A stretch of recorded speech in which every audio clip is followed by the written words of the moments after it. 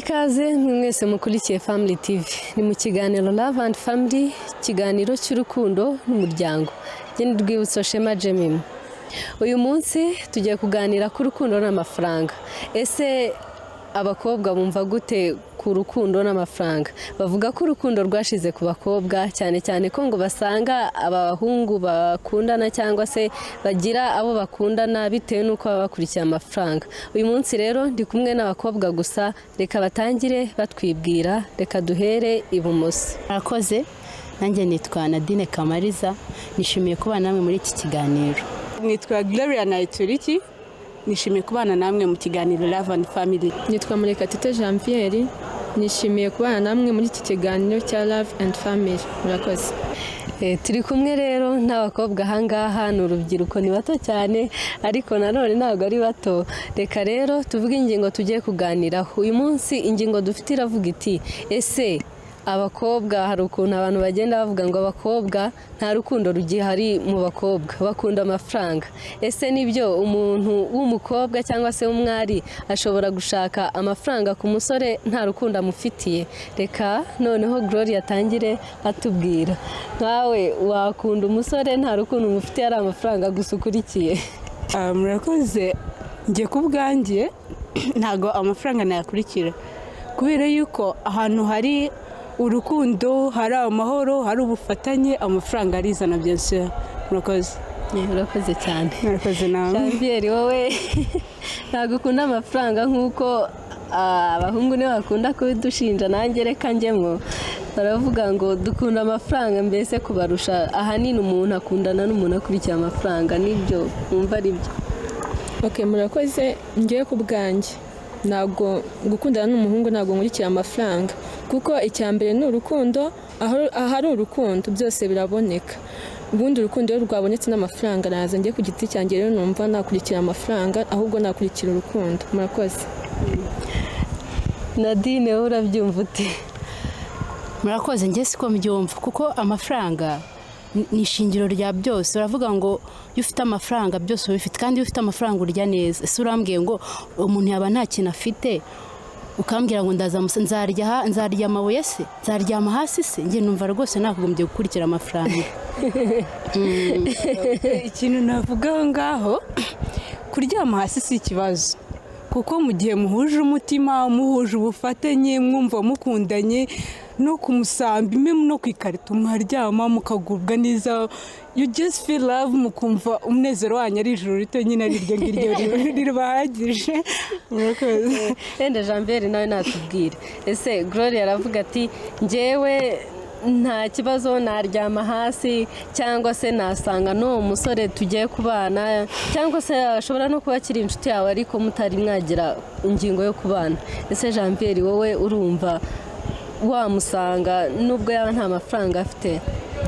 Ngiye ku giti cyanjye namusanga pe, kuko namukunze nta cyambuza kugenda. Icyambere ni urukundo, nabivuze mbere ngitangira. Icyambere ni urukundo, kuvuga ngo amafaranga arashakwa akabona, sibyo?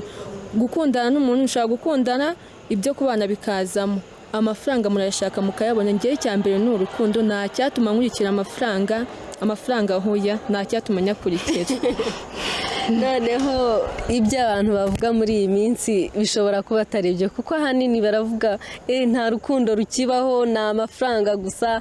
Ntago birumvikana, ntago nasanga ngewe umuntu udafite amafaranga. Ese Nadine, wowe ko bavuze ngo amafaranga nicyo cyambere mu buzima, cyane nk'abantu yenda iyo bagiye kubana, ni izihe ngingo ugenderaho uvuga ko biba ari ngombwa ko umuntu aba afite amafaranga mbere y'uko mubana? Mbere urumva akenshi niyo mu muryango nyarwanda urumva bababwira umuhungu ngo manza wiyubake, umanze ushaka inzu, umanze ntako sindumva bamubwira ngo cyambere ngo ushaka umugore.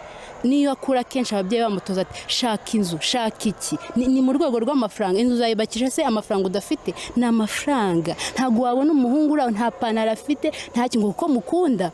Urukundo se ni urukundo, ari ibintu birengagiza. Urukundo ushobora kuza ko ufite amafaranga, ushobora gukunda umuntu afite amafaranga.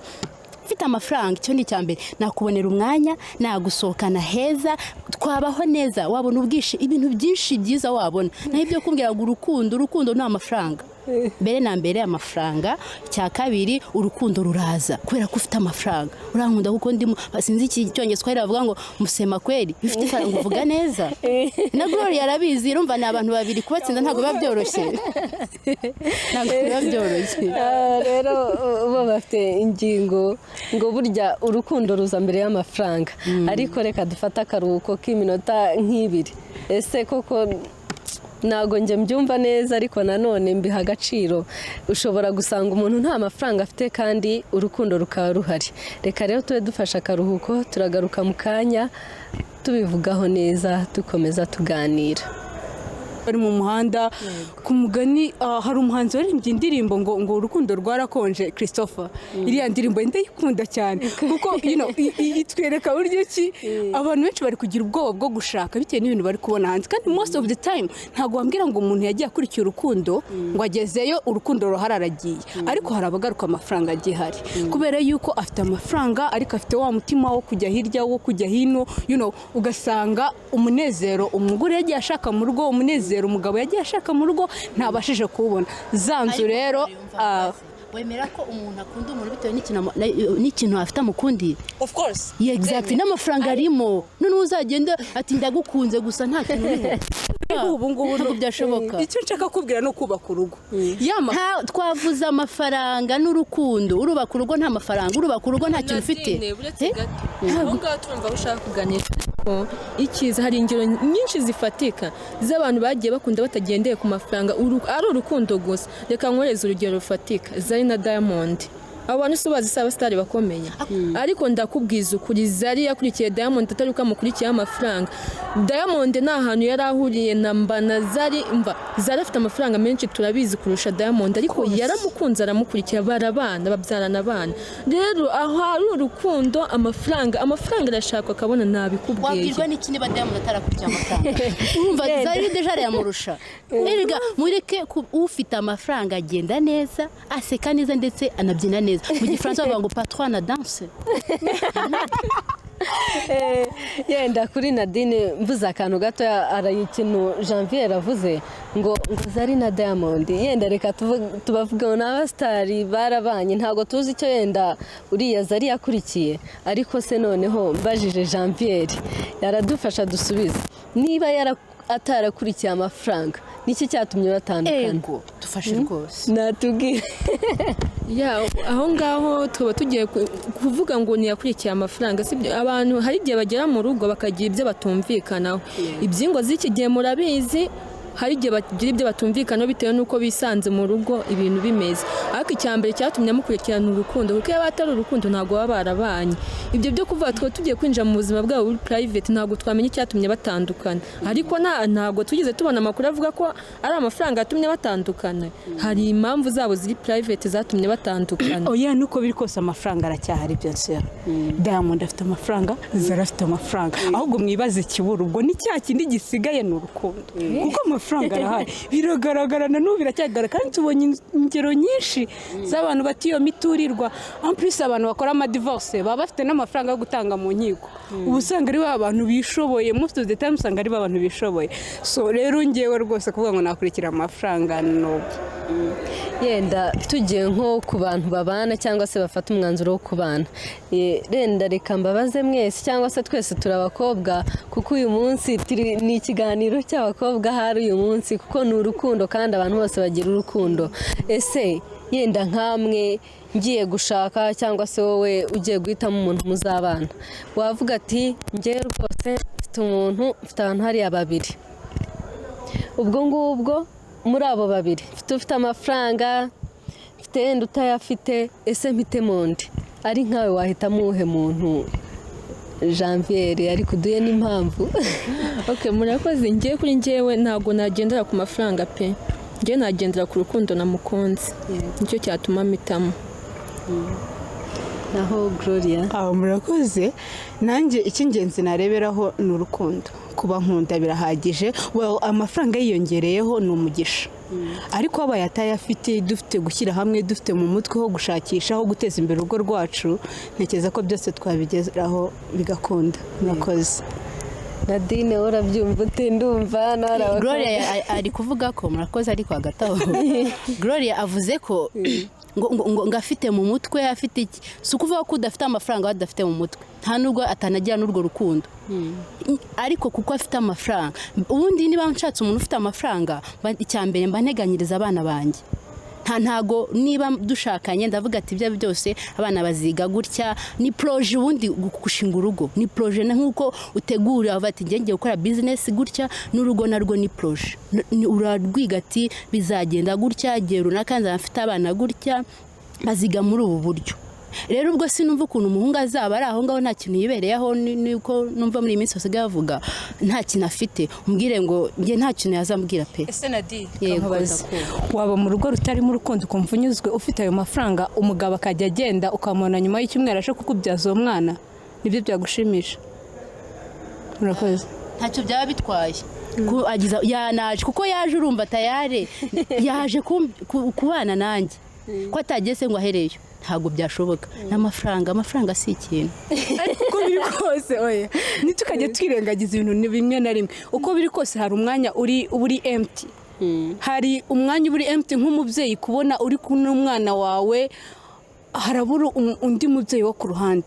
Umuryango ugizwe n'abantu batatu. Ni byiza cyane ikiganiro cyacu cyitwa Love and Family, umuryango ugizwe n'abantu batatu, ababyeyi bombi kumwe n'umwana. None uko biri kose hari ikintu ari kwirengagiza, kumva ko umuryango we waba ugizwe n'abantu babiri, uwa gatatu adaparticipa muri uwo muryango. Ni ikintu kiba gishyizemo icyuho mu muryango, handi usanga abana no sinzashaka umugabo ko nabonye papa ntacyo amaze, sinzashaka umugore ko nasanze papa ntacyo amaze, ibintu byose mama arabyikorera, niwe tubana, niwe utwitaho, papa wawe nyine yohereza amafaranga. Nicyo nta rundi rukundo rw'umubyeyi babona. Ugasanga byafekse abana mu gihe kizaza kubera background y'ababyeyi babo. Ariko Gloria yarabyirengagiza, ntabwo bivuze ko ufite amafaranga. Jemima yabivuze neza, yavuze ati ese ufite abahungu babiri barimo kugutereta, wenda sinzi ibyo ari byo, umwe afite amafaranga undi ntayafite, nkurikiye amafaranga. Ntabwo byakora ko abafite amafaranga atagira urukundo, ararugira. Aho ngaho nshatse kukunganiraho gato, urebe hanze aho we reba kure, reba hanze aha ngaho urebe ukuntu ibintu bihagaze. Ingo nyinshi zirigwana divorce, sibyo? Icyabuze ni urukundo, ntabwo ari amafaranga. Uzanashakashake cyane urebe, uzasanga icyabuze ari urukundo. Urukundo nirwo ruri gutuma abantu batandukana buri munsi, kuko habaye hari urukundo nta kintu cyatuma bahana divorce. Utanagiye kure, nta muntu wari wajya mu rukiko avuge ngo umugabo wanjye yabuze amafaranga ndagiye, ariko haruvuga ati ntanyitaho. Yes, hari ikintu ari kubura of course. Afite amafaranga, umuntu aransohokanye weekend yose, inkweto ndazifite, ibikapu ni gute atanyita? Aranyita mpeke, aranyitaho kirehe. Ni kibazo. Uyu mukindi byamwita kwitaho. Ndi kumva hari ahantu utari kugeza neza. Nakubwiye tufite abahungu babiri bose baragutereta, bari kugushaka gushyira mu mago. Umwe ni nta kintu abayeho, undi afite ukuntu ameze ifaranga rikuje. Ngiye ko umuntu udafite ikintu ariho, kandi bose byemera ko urukundo atari materiel umuntu aguhereza. Iyo umuntu afite urukundo, icyambere n'umutima wakira. Yego, ashobora kuba afite urukundo, ntabwo ari ngombwa ngo akuzanishe ko ibihumbi 50, no, ashobora kugenda hariya agasoroma akarabo, hano akaza mukunzi wanjye nakuzaniye akantu, akaza akagura bombo cyangwa shikarete ya tingitingi, nduzi ko arizo zigezweho muri iyi minsi.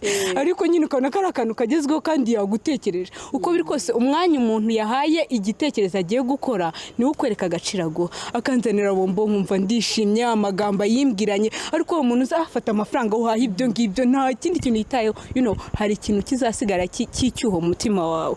Yenda reka mbunganiraho gatoya, ariko burya mu rukundo amafaranga njye numva ari nk'ikintu cyunganira, nk'uko Janvier niwe wabivuze ati amafaranga burya ufite urukundo ntago amafaranga nayo wayabura, cyane cyane ko nyine nabo ngabo batandukanye cyangwa se nabo bafite ibibazo mu miryango bafite amafaranga. Ubwo rero numva ese yenda mvajeho gatoya n'abadukurikiye baradusubiza cyangwa se banatubwira uko babyumva. Uramutse ufite urukundo n'amafaranga, niki cyaza imbere yawe? Ese ayo mafaranga yabona nta rukundo ufite, cyangwa ushobora kubona urukundo ufite n'amafaranga? Nyine mudukorere nka Kariste, yenda mbaye urupapuro nkavuga ati urukundo n'amafaranga, niki cyaza imbere yawe? Gloria ari kwirengagiza ibintu byinshi, ndacyabisubiramo. abahungu baje ari babiri, umwe afite ifaranga kandi ari kugusa ibyo gusaba umwe ngo ngushyire mu rugo n'undi ati ngo ngushyire mu mago, bose bahuje igitekerezo, ingingo nimwe gusa nta kundi ngomba. Kandi se ifaranga nyine, ifaranga nimusema ko rivuga neza, ufite ifaranga ibintu byose by'ifaranga, ifaranga nta kintu warishinja. Kandi twese dushaka amafaranga deje.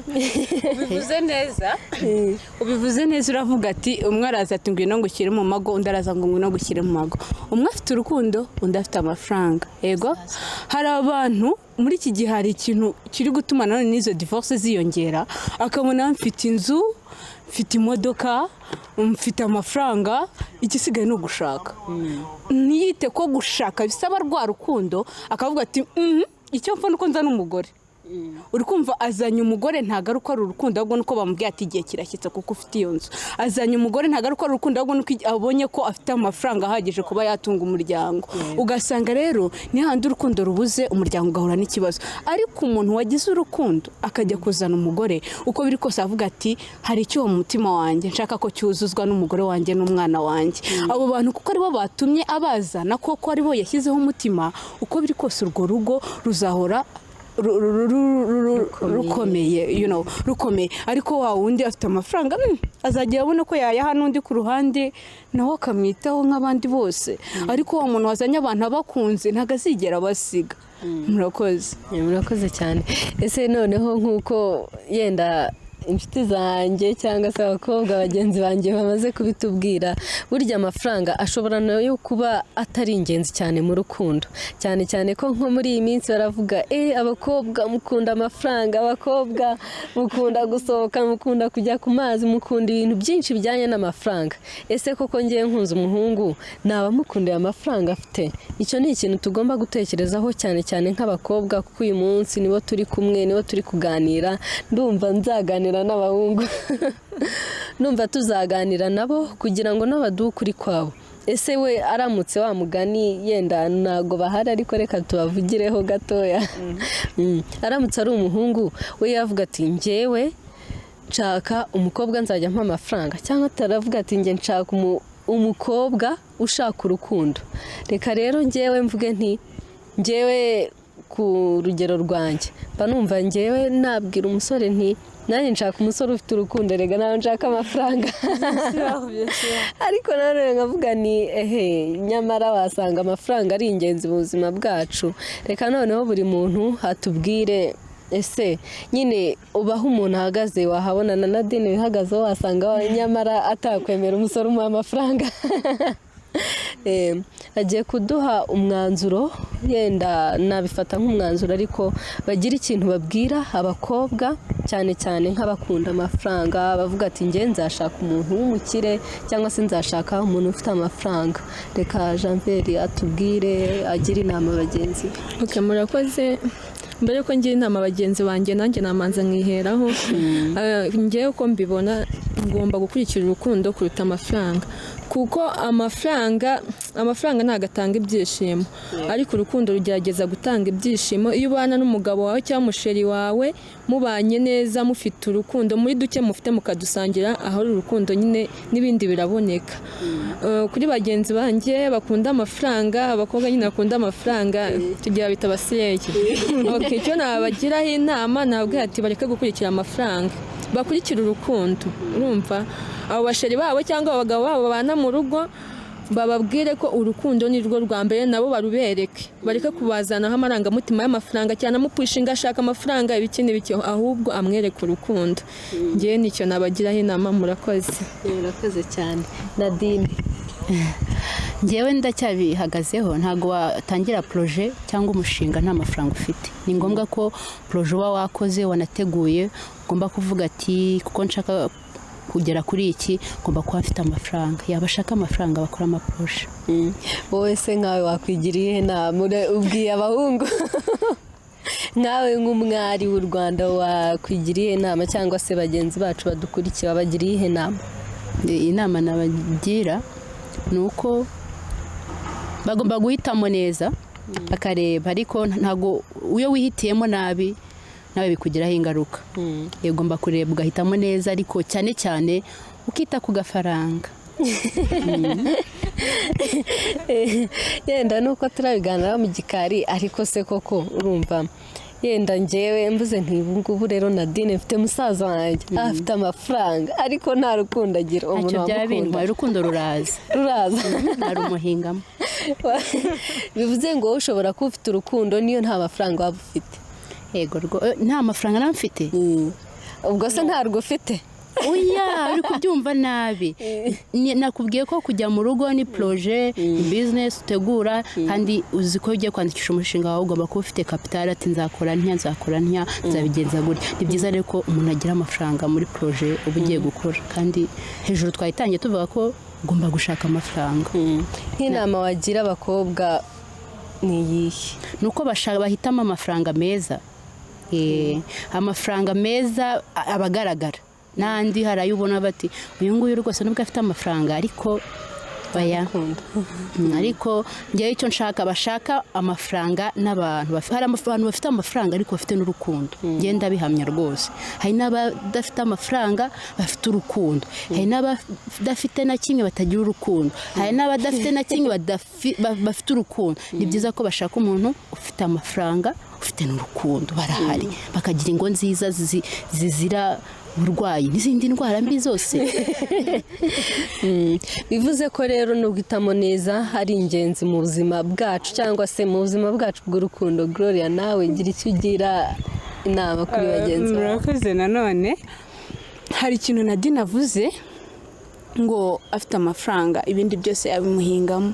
Ndagira ngo mbwire abakobwa bagenzi banjye guhindura umuntu ntabwo ari ikintu cyoroshye.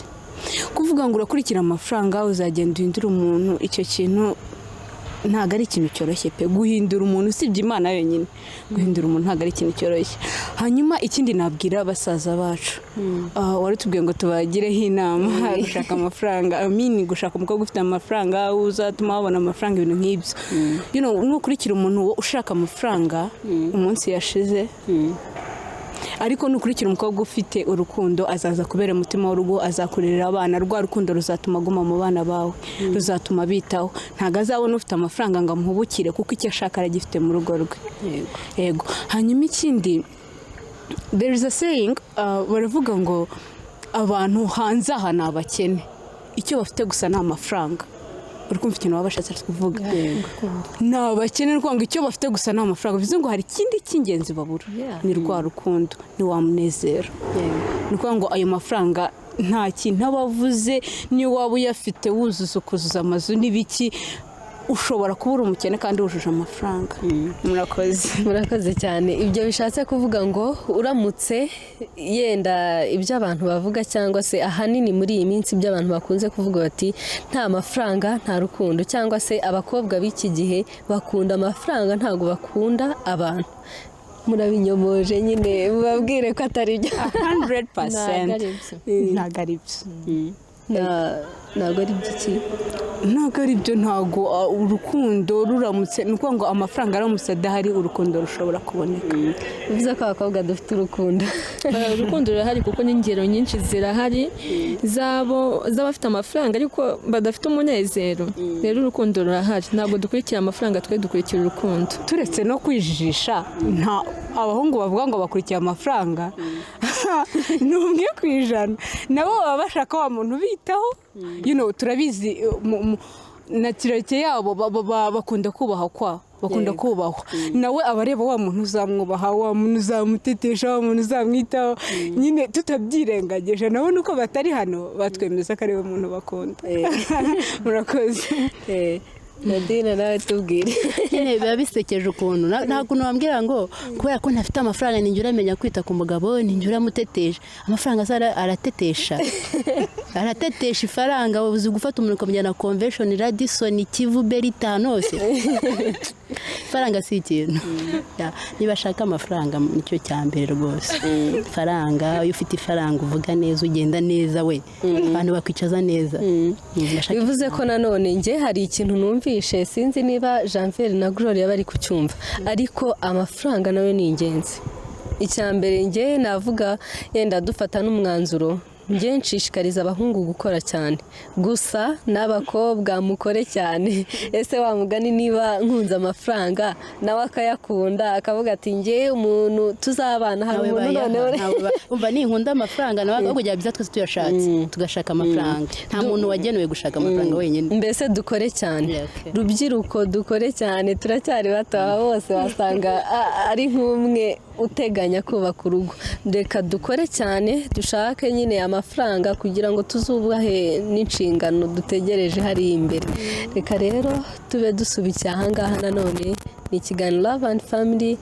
Mwakoze kubana natwe turabashimiye mwakoze cyane pe Imana ibamugisha. Natwe turagushimiye wakoze kudutumira wakoze gutuma dutanga ibitekerezo byacu ariko ni nabyiza we tuzagaruke byo Glory.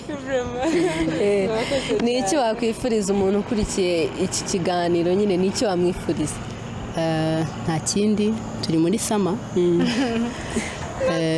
niba bafite amafaranga bagerageze binjoyinge bishime sama bayumve neza. Ni iki wakwifuriza umuntu kuri iki kiganiro? Murakoze.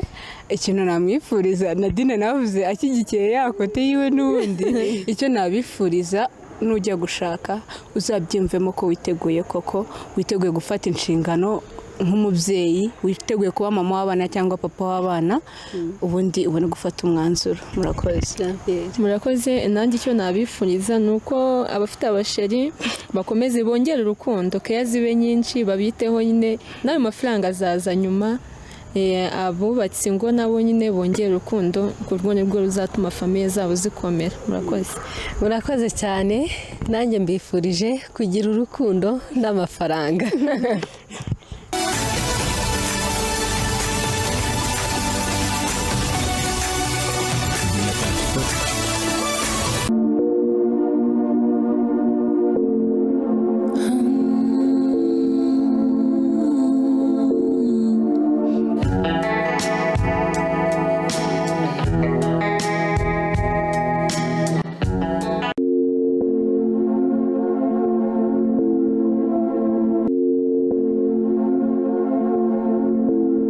Mwakoze kubana natwe muri iki kiganiro. Reka nshimire Eugene dufite umukiza kuri kamera ndetse n'umuterankunga mukuru w'ikiganiro IPRC Kigali.